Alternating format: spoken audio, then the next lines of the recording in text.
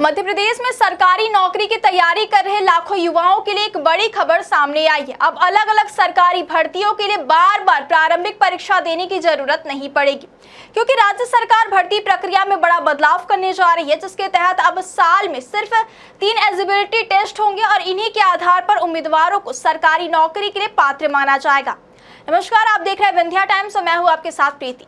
क्या आपको बोरवेल करवाना है लेकिन लोकल और सस्ते पाइप्स लगाकर हो गए हैं परेशान? तो अब आपके शहर में आया है न्यूट्रॉन 40 kg बोरवेल पाइप। दमदार क्वालिटी के साथ 10 साल की गारंटी, ज्यादा मजबूती और लंबी उम्र का वादा। तो अगली बार बोरवेल करवाएं, केसिंग पाइप सिर्फ न्यूट्रॉन 40 kg ही लगवाएं। आज बात करेंगे मध्य प्रदेश सरकार के उस बड़े फैसले की जो लाखों प्रतियोगी छात्रों की तैयारी और भर्ती प्रक्रिया दोनों को पूरी तरह बदल सकता है।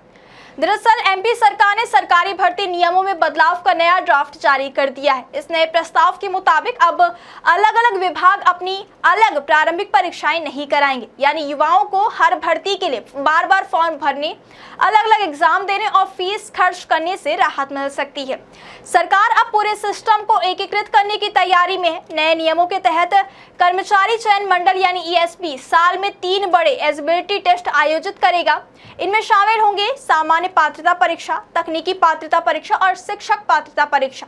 उम्मीदवारों को इन परीक्षाओं में ज्यादा से ज्यादा अंक लाने होंगे और उसी स्कोर के आधार पर वे विभिन्न सरकारी नौकरियों के लिए आवेदन कर सकेंगे। सरकार का कहना है कि इससे भर्ती प्रक्रिया ज्यादा पारदर्शी, तेज और व्यवस्थित होगी। सबसे बड़ी बात यह है कि उम्मीदवारों को बार बार परीक्षा देने की परेशानी कम होगी। अभी तक हालात यह है कि अलग अलग विभाग अलग अलग भर्ती परीक्षाएं कराते हैं, जिससे छात्रों पर आर्थिक और मानसिक दबाव बढ़ता है। कई बार युवा एक ही साल में 8 से 10 परीक्षाएं तक देते हैं। फॉर्म, फीस, यात्रा खर्च और तैयारी का अलग से बोझ उठाना पड़ता है। लेकिन अब सरकार एक ऐसा सिस्टम लाने की तैयारी में है जिसमें एक स्कोर कार्ड कई भर्तियों में काम आएगा। नए नियमों के मुताबिक परीक्षा में न्यूनतम निर्धारित अंक हासिल करने वाले उम्मीदवारों को स्कोर कार्ड जारी किया जाएगा और यही स्कोर कार्ड सरकारी नौकरियों में आवेदन के लिए उपयोग किया जाएगा। हालांकि यह स्कोर कार्ड हमेशा के लिए मान्य नहीं रहेगा।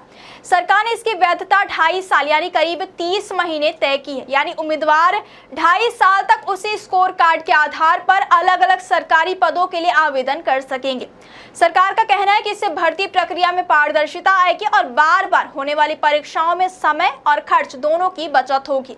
बताया गया है कि ये नए नियम 1 अक्टूबर 2026 से लागू किए जाएंगे। इससे पहले सरकार ने आम जनता और छात्रों से सुझाव और आपत्तियां भी मांगी हैं। 5 जून 2026 तक लोग इस ड्राफ्ट पर अपनी राय दे सकेंगे। इसके बाद अंतिम नियम लागू किए जाएंगे। और एक और बड़ा बदलाव यह भी है कि अब मध्य प्रदेश लोक सेवा आयोग यानी एमपीपीएससी को छोड़कर बाकी सभी सरकारी पदों की भर्ती कर्मचारी चयन मंडल के माध्यम से कराई जाएगी, यानी भर्ती प्रक्रिया को एक ही प्लेटफॉर्म पर लाने की तैयारी है।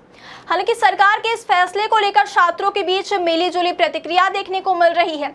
कुछ छात्र इसे अच्छा कदम बता रहे हैं, क्योंकि इससे बार बार परीक्षा देने का बोझ कम होगा।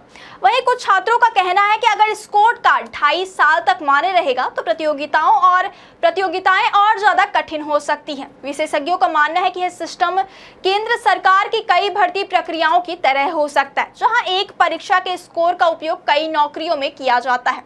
लेकिन सबसे बड़ा सवाल यह भी है कि क्या सरकार समय पर भर्ती प्रक्रिया पूरी कर पाएगी, क्योंकि एमपी में लंबे समय से भर्ती परीक्षाओं में देरी, पेपर लीक और रिजल्ट अटकने जैसे मुद्दे सामने आते रहे हैं। ऐसे में अब युवाओं की नजर इस बात पर होगी कि सरकार सिर्फ नियम बदलती है या भर्ती प्रक्रिया को वास्तव में आसान और पारदर्शी भी बनाती है।